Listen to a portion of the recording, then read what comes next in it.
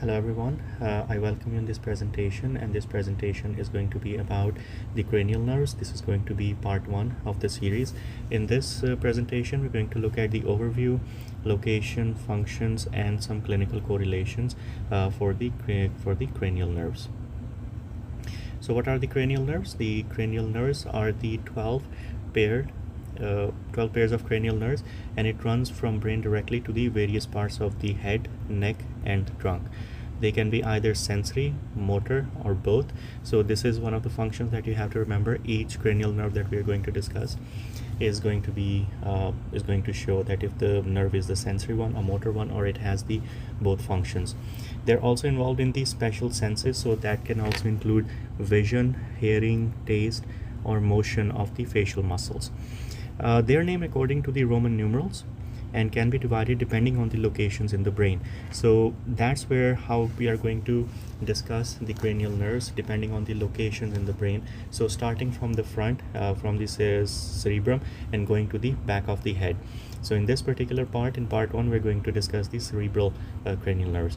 So in the coming slide you will see those divisions according to the locations in the brain, and you will also find them in that order.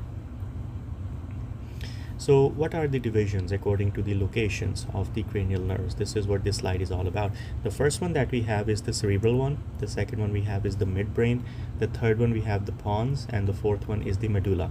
So the first one is the cranial nerve, which is the cranial nerve 1, which is the olfactory nerve. The second one is the cranial nerve number 2, which is the optic nerve. Now looking at the location for the midbrain, the cranial nerve 3 is the oculomotor nerve. Cranial nerve number 4 is the trochlear nerve. In the pons we have the cranial nerve number 5, trigeminal nerve, number 6 abducens nerve, number 7 facial nerve, and number 8 vestibulocochlear nerve. And depending on the location we have medulla. So number 9 is glossopharyngeal nerve, number 10 is going to be vagus nerve, number 11 is going to be the spinal accessory nerve, and number 12 is the hypoglossal nerve. So let's start with the cerebral location. So the first one that we are going to discuss here is the cranial nerve number 1, which is the olfactory nerve. So the olfactory nerve, and excuse the spelling over here, conveys the special sensory afferent impulses to the brain. So it is the special afferent nerve. So it will take the senses to the brain itself. So it's a sensory nerve. It originates in the sensory olfactory neurons in the olfactory mucosa. Those axons then travel through the cribriform plate of the ethmoid bone. So this is important, the location. So if you look at the cranial nerve here on the picture right here, you will see that this is the ethmoid bone right here, and this is the fossa from where the nerves are going to go. So these are the sensory neurons. These are in the mucosa, in the nasal mucosa. They go up and they synapse right here. So these sensory nerves synapse in the olfactory bulb, and it follows the olfactory tract to the olfactory cortex and amygdala.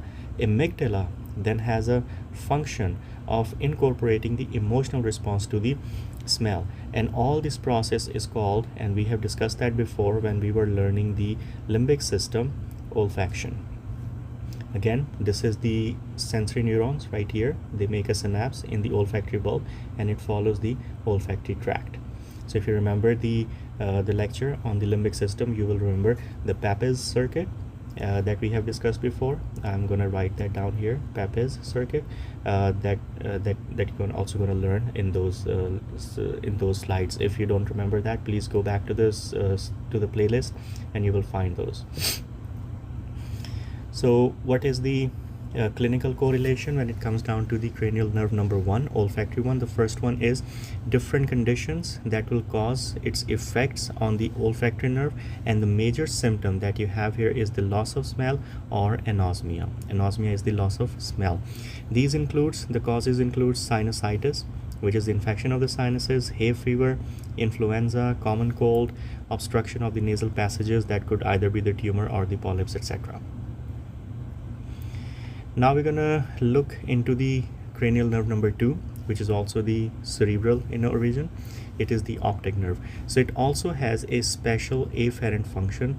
It relays sensory and so it is sensory in nature, and it relays and transmits the visual information from the retina to the vision centers of the brain. If you remember your presentation from the cerebrum that I have discussed before, you will remember that the visual vision center of the brain are present in the occipital area of the brain. So what is the pathway? The pathway is the retina, and the optic pathway that will go to the thalamus. In depth detail of the visual pathways, I'm going to go in further details when we're going to when we are going to discuss the visual pathways, but this is just a little bit of an information right here just to get your feet wet, that the optic nerve is going to go through the thalamus. The optic nerve exits the skull via the optic canal. So this is one of the information that you can remember. Now look at this image right here. So this is the left eye, this is the right eye right here. So you will see this is the one of them is the temporal half of the retina, the other one is the nasal half of the retina. The color system is actually going to show you. Now remember that the image are always inverted on the retina. So it goes here and the paths are gonna get crossed. So that's why the right eye information is going to be transmitted to the left side, and the left side information is going to be transmitted to the right side. So this is the lateral geniculate body which is present in the thalamus. That's where it makes a connection, and then it goes to the occipital centers, which is the vision centers of the brain. So let's look at the final slide of our presentation. So this is the cerebral again, cranial nerve number 2, optic nerve, and we're going to look at the clinical consideration. This includes the conditions that will cause any damage to the optic nerve.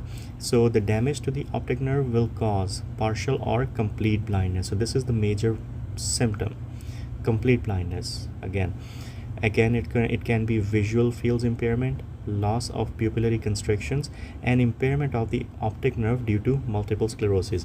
So what are the causes of these pathologies? One of them is the tumor, so on the optic nerve or on the surrounding structures in its pathway.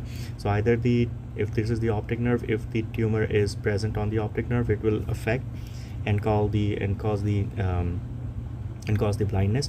But for example, if there is another structure that is surrounding this optic nerve and it has a tumor which is actually pressing onto the optic nerve, that will cause the palsy of or the symptoms of blindness. Stroke is also one of the causes of the impairment. And again, we have just saw the multiple sclerosis, how multiple sclerosis or MS is going to affect the optic nerve. It will cause the demyelination of the optic nerve. So with this slide, we're going to end our presentation in our discussion. In the part 2, we're going to go according to the location of the cranial nerve. So in part 2, we're going to go further into this detail. Thank you so much. Stay tuned, and I'm going to be back with a new presentation very soon.